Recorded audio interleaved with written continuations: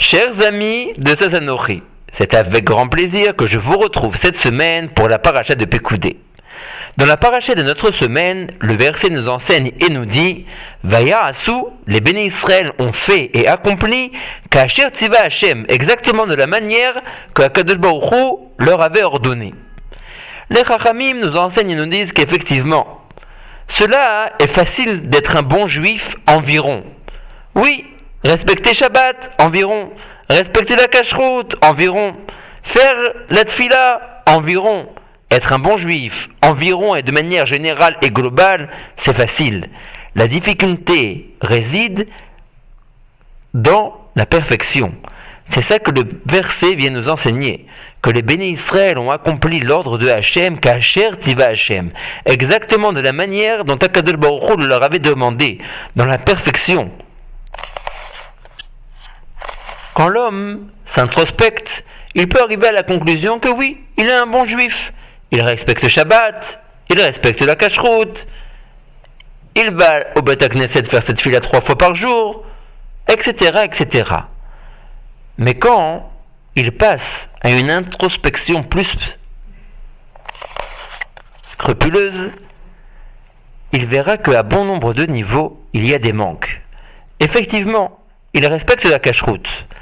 Mais qu'en est-il quand un collègue de travail l'invite à prendre un déjeuner avec lui dans un restaurant où la cacheroute est douteuse? Effectivement, il respecte le Shabbat. Mais qu'en est-il du tiltoul de Mouktsé, déplacer des ustensiles qui sont interdits? En effet, l'homme fait sa prière avec un minyan 3 fois par jour. Mais quand celui-ci doit partir en voyage et que 2 vols lui sont proposés, un à moindre coût le matin tôt, avant le minyan de Shacharit, et un deuxième au cours de la journée, plus tard, qui lui permettrait de faire la tfila béminyan le matin, mais beaucoup plus cher. Lequel des 2 vols notre homme est prêt à prendre?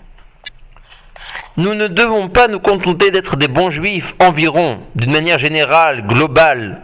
Nous devons être des bons juifs dans la méticulité, dans la perfection.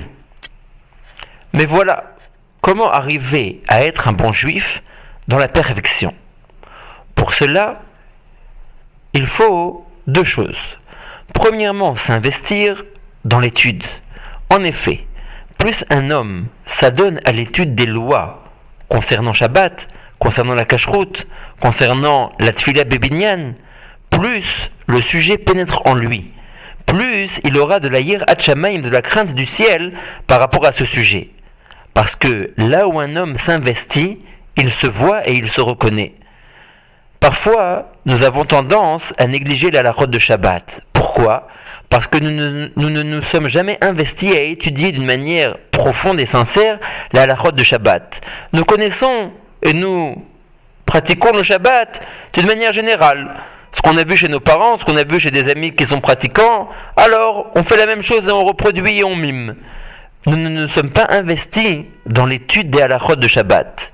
C'est pour cela que si Chas v'Shalom nous avons un nisayon par rapport à l'observance d'un commandement de Shabbat, nous pourrions, Chas v'Shalom, être amenés à dénigrer un peu la chose et passer au-delà. La même chose par rapport à la tfila. On bâcle parfois cette tfila, on la fait d'une manière rapide, avec un manque de concentration. Et si on a loupé le minyan auquel on va tous les matins, bien qu'il y a d'autres minyanim disponibles au courant de la matinée, on se dit oui, mais après je vais prendre du retard dans mon rythme de la journée. Alors qu'est-ce qui se passe? On fait la tfila à la maison, sans minyan. C'est le même problème. Nous ne nous sommes jamais intéressés d'une manière profonde au halachot de la tfila. Si on s'investit dans les halachot, alors on se reconnaît et on se voit dans ce dit sujet, que ce soit la tfila, que ce soit la kashrut, que ce soit les commandements relatifs à l'observance de Shabbat, etc. Plus un homme s'investit dans quelque chose, plus il se retrouve et il se voit dans la dite chose, et plus il aura du mal à négliger ou à bâcler les 10 sujets dans lesquels il s'est investi par l'apprentissage des commandements qui concernent ces sujets. Le deuxième point qu'il nous faut mettre en relief pour pouvoir être des bons juifs d'une manière entière, d'une manière parfaite, c'est au-delà de l'apprentissage des commandements qui concernent les halachot de la tfila, de kashrut, de shabbat, c'est la crainte du ciel. Effectivement, si quelqu'un emmagasine beaucoup de halachot, s'il est au courant de beaucoup de lois, cela ne veut pas encore dire qu'il va les accomplir. Cela ne veut pas encore dire que, au moment de l'épreuve, il sera capable de dompter son Yetzer Hara et d'accomplir la Torah et les mitzvot d'Akadosh Baruch Hu comme celui-ci le veut. Effectivement, pour cela, il faut un deuxième ingrédient qui s'appelle la crainte du ciel. C'est-à-dire savoir à chaque moment que quelqu'un nous regarde, que quelqu'un nous observe, que quelqu'un voit nos faits et gestes, que quelqu'un scrute et voit toutes nos pensées.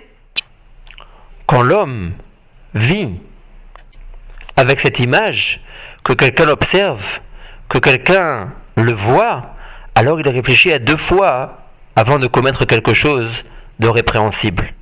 Effectivement, il sait qu'à chaque moment ses actions sont écrites et qu'après 120 ans, on lui demandera des comptes.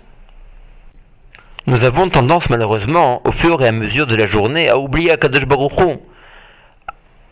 Les tfilotes quotidiennes, 3 fois par jour, sont apparemment les seuls moments où on se retrouve avec le Créateur. Le matin pour la tfila de Shacharit, l'après-midi à Mincha et le soir avec Arvit. Mais au-delà de ces temps, l'homme peut oublier la présence d'Akadosh Baruch Hu. Effectivement, il a affaire à un panel incroyable, divers et variés de choses à faire au cours de sa journée. Toutes sortes de choses qui le plongent dans des scènes où il a tendance à oublier Akadosh Baruch Hu. C'est pour cela qu'il est bon de se faire des penses bêtes. Au fur et à mesure de la journée, entre les tfilotes, se faire des rappels. Penser de temps en temps que Akadosh Baruch Hu est là, présent, et même derrière mon ordinateur, même à ma place de travail, Akadosh Baruch Hu me voit, Akadosh Baruch Hu m'observe, Akadosh Baruch Hu est avec moi et me scrute. Mes paroles, mes pensées, mes actes, tous mes faits et gestes sont enregistrés, sont filmés. Après 120 ans, je devrais en rendre compte. L'homme peut écrire sur un petit post-it Hashem Echad, Dieu est un, ou alors Hashem Gadol, Dieu est grand, ou alors Hashem Roet Hakol, Dieu voit tout, et poser ce petit post-it sur un coin de son ordinateur. Alors, à chaque moment de la journée, il pourra se souvenir, par ce petit pense-bête, de l'omniprésence d'Akadosh Baruch Hu. Si nous travaillons ces 2 domaines, la connaissance des halachot qui concernent les divers sujets du judaïsme, comme la halachot de Shabbat, de Kashrut, de la Tfila, etc., et que nous développons notre crainte du ciel, par l'intermédiaire que nous essayons de nous souvenir plus souvent au cours de la journée d'Akadosh Baruch Hu, alors là nous mériterons pas seulement d'être des bons juifs environ, mais d'être des bons juifs d'une manière parfaite. À très très bientôt et Shabbat Shalom.